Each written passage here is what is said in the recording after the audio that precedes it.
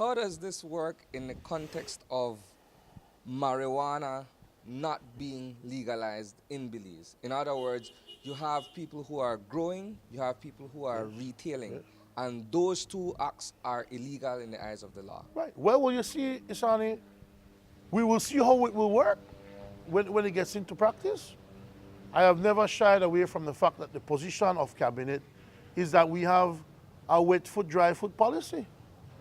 If for those of you not familiar with that, the Cubans leave Cuba in a boat.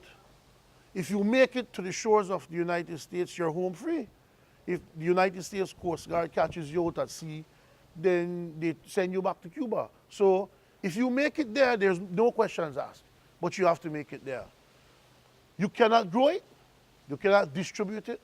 It's not for commercial sale or trade. I saw somebody on Facebook saying, I have the good marijuana, know that it's legal, you can come and buy it.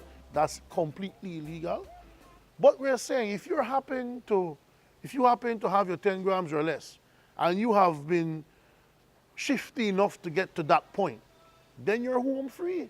It's not a perfect piece of legislation, but we had to start somewhere. As the Attorney General and as someone who holds public office, what are your thoughts on the timing, seeing as though there is seemingly a drug war taking place in Belize City that has ramped up crime and violence tremendously?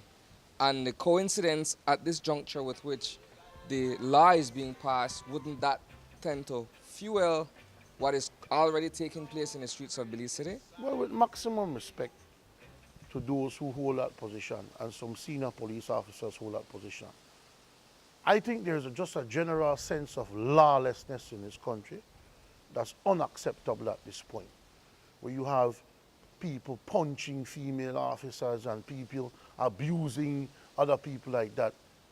I will not buy hook, line, and sinker that it is a marijuana issue.